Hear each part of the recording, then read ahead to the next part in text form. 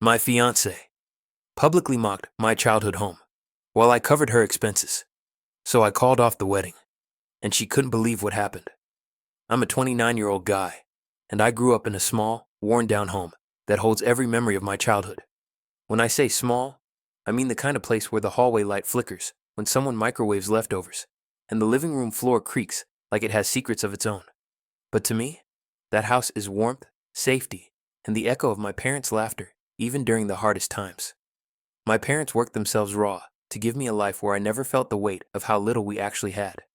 And despite the chipped paint or the sagging porch, I never once saw it as anything less than home. When I met my fiancée, Rachel, she always acted supportive about my background, at least when it was just the two of us. I remember telling her how proud I was of where I came from, and she'd smile softly and say, "It's sweet that you love your roots." She said it with affection, or at least I thought she did. I didn't realize those words could also carry condescension if I listened closer.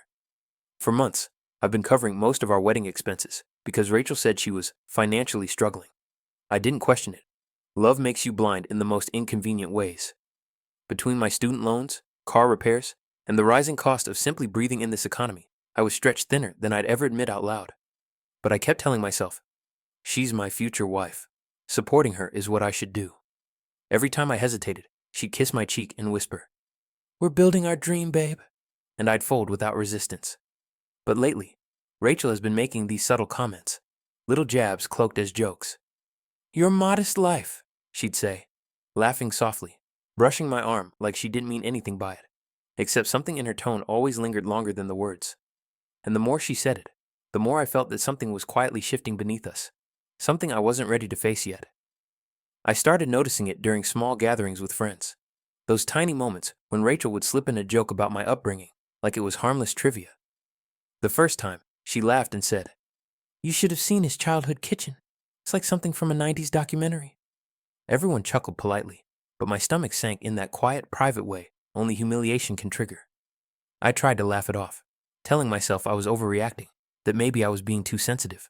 But every time she did it, I felt something tugging at the back of my mind, a warning I kept stubbornly ignoring.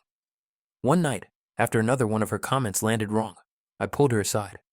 "Hey, can you ease up on those jokes? It feels a little disrespectful," I said cautiously, trying not to sound defensive. She blinked at me and smirked. "Babe, I'm just teasing. Don't be dramatic."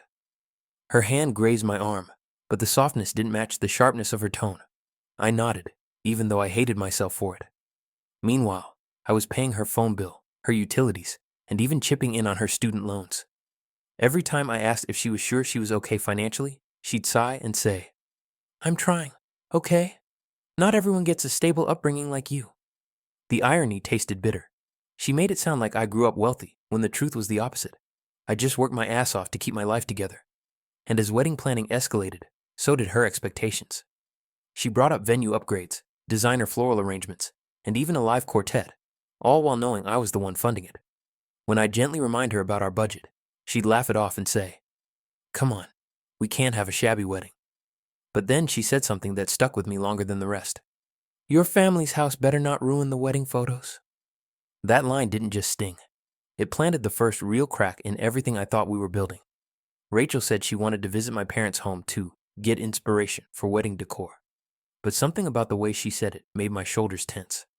Still, I tried to stay hopeful as we drove up the long, uneven road leading to the place that shaped me. When we pulled in, my dad was out front sweeping the porch like he always does before guests arrive, and my mom had baked her usual cinnamon bread, the kind that fills the whole house with warm, sweet air. I felt proud bringing the woman I planned to marry into the very heart of my childhood. But the moment Rachel stepped inside, her nose wrinkled. She glanced around, eyes darting to the old couch with the faded floral pattern and the wall where the paint had peeled from years of humidity. "Wow," she muttered under her breath. "This is vintage." My mom heard it, even if Rachel thought she didn't. Mom's smile flickered for half a second, barely noticeable unless you knew her like I did. As we moved room to room, Rachel kept making faces she tried to hide. "Does the floor always creak this much?" she joked, pressing her heel into the wooden boards. "It's like walking through a haunted house." My dad chuckled politely, but I saw his jaw tighten. I felt my chest clench, heat creeping up my neck. Not anger yet, but something close. In the kitchen, where my mom proudly showed her homemade jam collection, Rachel let out a small laugh. "This smells old, like antique shops and memories." She said memories like it was a flaw. My mom's hands froze midair. I pulled Rachel aside. "Can you be a little more respectful?" I whispered, trying to keep my voice steady. She rolled her eyes. "Babe, relax. I'm just being honest. You're so sensitive." She brushed past me, but her words stuck like splinters. When we finally stepped outside, my dad walked with me to the car and spoke quietly. "Son, if she can't respect where you come from, she won't respect where you're going." And that sentence stayed with me long after we drove away. A week later, my parents insisted on hosting a small family dinner so everyone could get to know Rachel better before the wedding. I was nervous, still replaying the way she insulted the house on our last visit, but I convinced myself it was just an off day. My mom cooked her best dishes, her garlic chicken, her famous mashed potatoes, and the peach cobbler she only makes for special occasions.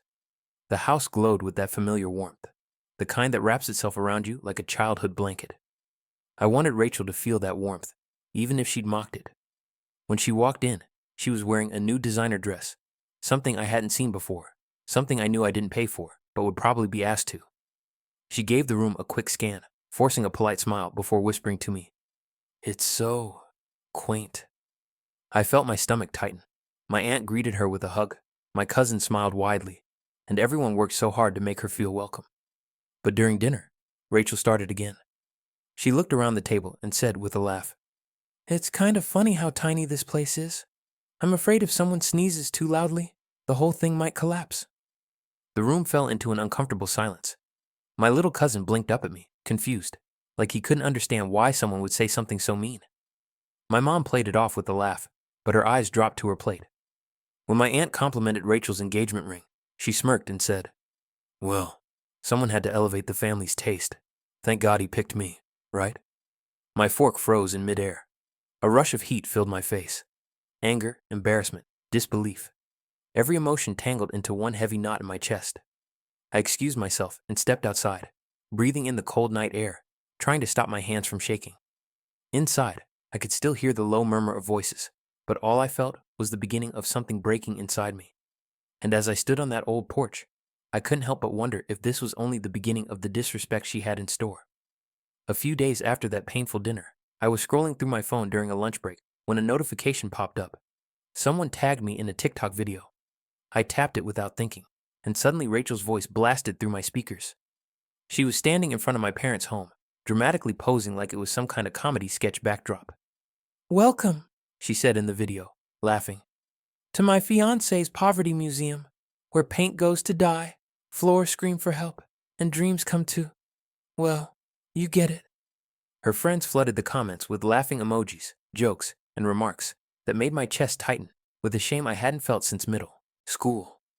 My hand shook as I watched it again, hoping I misheard her, hoping it wasn't as cruel as it seemed. But each second felt like another punch. When I confronted her later, holding my phone toward her, I asked, "What the hell is this, Rachel?" She barely looked up. "Oh my God, babe, relax. It's just content. People exaggerate online. It's what makes videos funny." "Funny?" I repeated, my voice cracking. "You're mocking my parents' home. You're humiliating me." She shrugged. "You're being dramatic. Maybe if you upgraded your life a little, there wouldn't be anything to joke about." That sentence hit me so hard, I forgot how to breathe. I walked away from her, pacing the living room as her voice followed me. "You know, I'm trying to bring you into a better lifestyle," she continued. "You should be grateful." Grateful. Grateful that she turned my childhood into a viral punchline. I stared at her, really stared, and for the first time, I didn't recognize the woman in front of me. The entitlement, the disregard, the way she turned my life into entertainment without thinking twice. But I still didn't end things. Part of me clung to the idea that this could be salvaged. Maybe stress was making her act out. Maybe the wedding pressure was getting to her. Still, something in her video felt like a line had been crossed so deeply it couldn't be undone. And I had no idea the next thing I'd discover would make that TikTok look harmless in comparison. I was sitting at my desk one night, going over our wedding expenses, because something in my gut wouldn't shut up. The numbers weren't adding up. Our account balance was dropping faster than I expected. even with all the payments I already covered. I opened the shared spreadsheet we use for budgeting, and that's when I saw it. Charges I didn't recognize. Spa treatments, designer shoes, a $700 hair appointment, and, worst of all, a massive deposit on a luxury wedding venue we had never agreed to. My heart started pounding as I scrolled, each line item hitting like a slap. When Rachel got home, I tried to keep my voice steady. "Did you book a different venue?" I asked, pointing at the screen. She didn't even flinch. "Yeah," she said casually, kicking off her heels. "The other one was too basic. Besides, we're getting married soon, so our money is the same anyway." "Our money," she said, like she owned the hours, the overtime, the sacrifices behind every dollar I earned. I stared at her. "Rachel, I'm paying for almost everything. You told me you were struggling financially." She rolled her eyes. "I am struggling, just not in a way you'd understand." But before she could walk away, my phone buzzed. A message from her childhood friend, Maya, someone who'd always been neutral. I opened it. "Look, I don't want to get involved," she wrote, "but you should know Rachel has money saved. A lot. She's been bragging about how she's finally marrying up and leaving her old life behind." For a moment, the world went silent.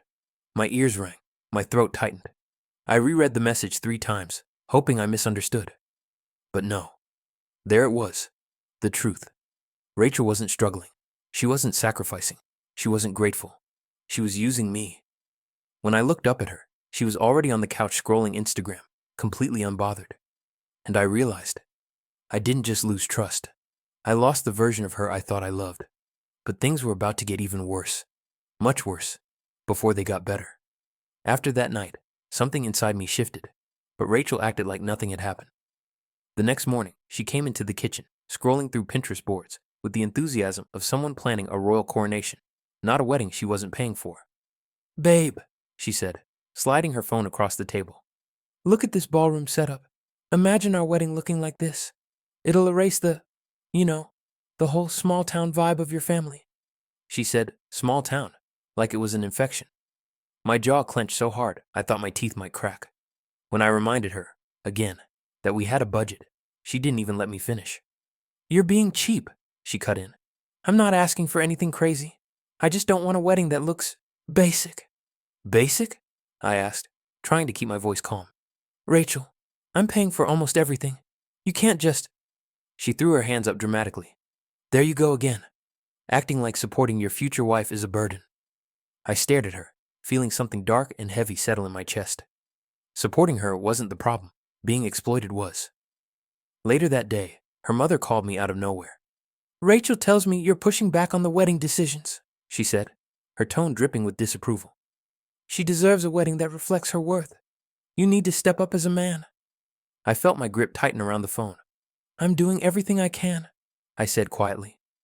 But her mother sighed, unimpressed, and hung up like I was a disappointment.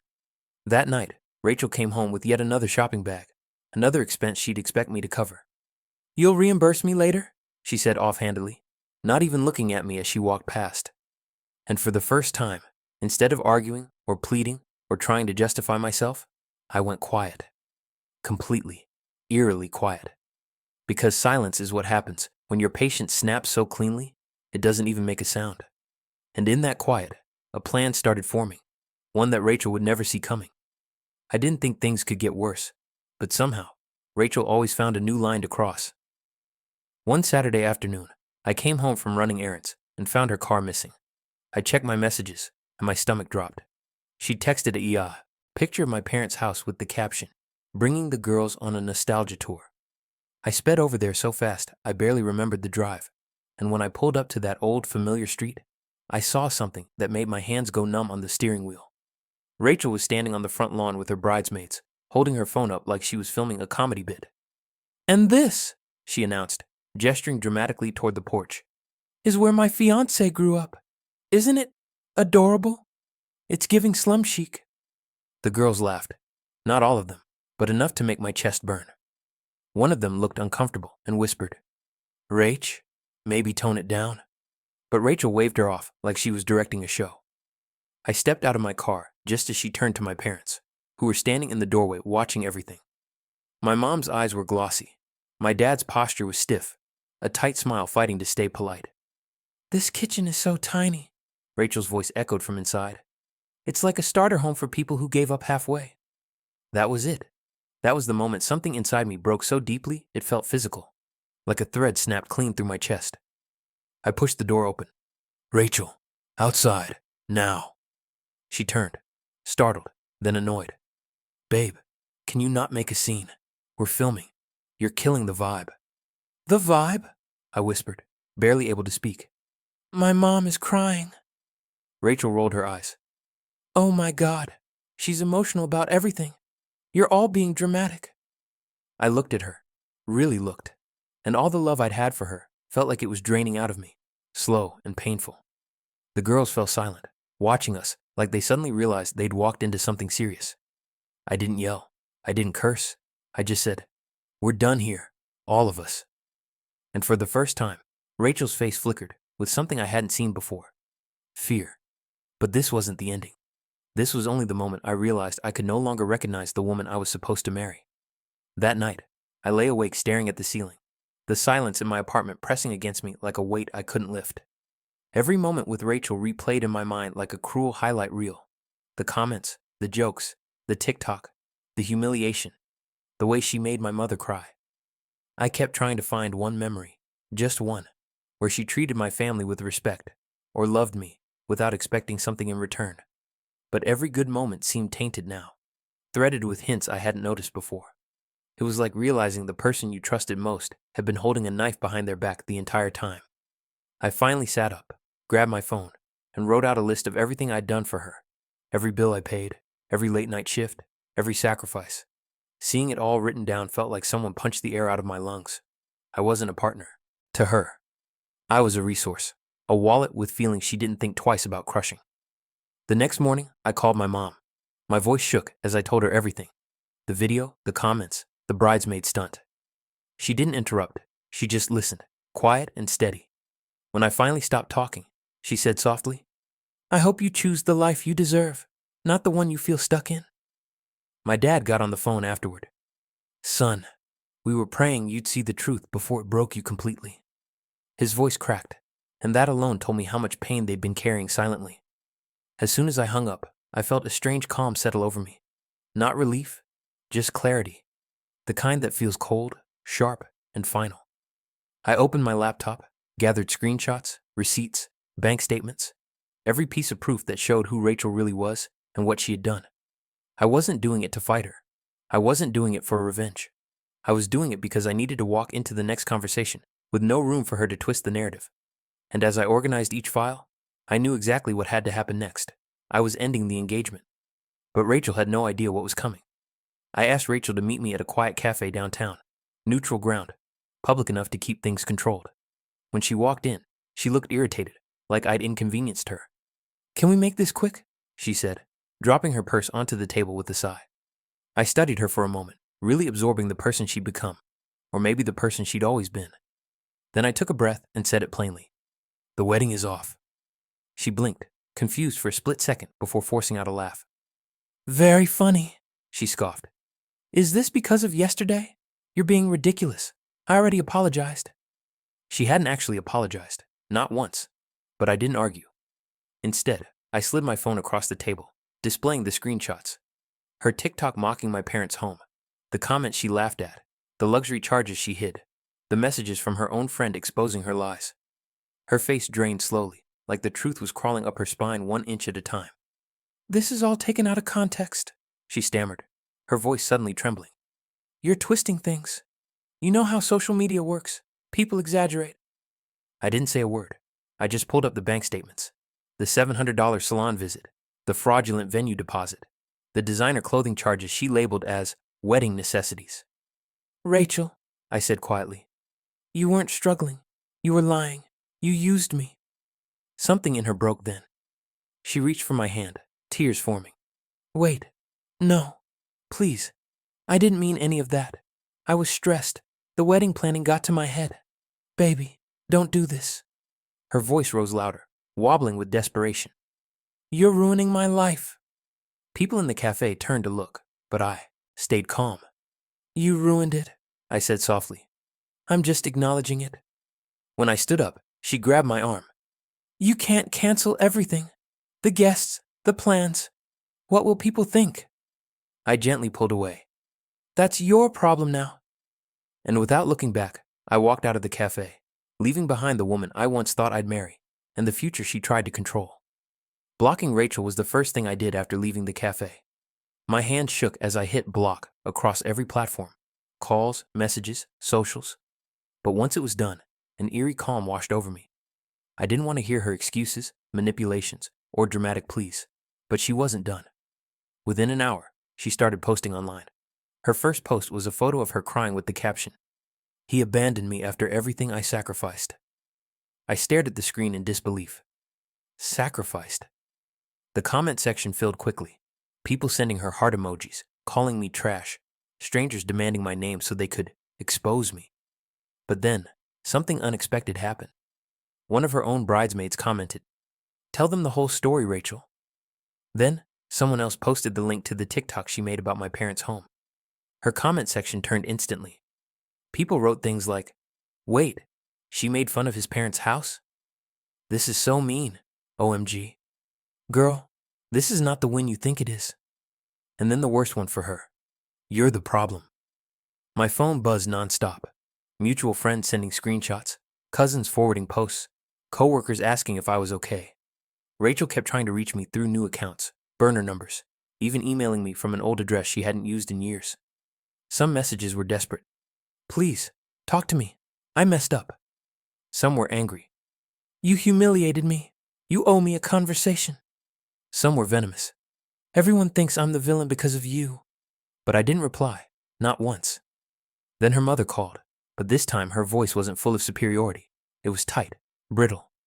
"Rachel's made a big mess," she said quietly. "We didn't know she exaggerated things." I didn't respond. I didn't need to. She sighed and hung up.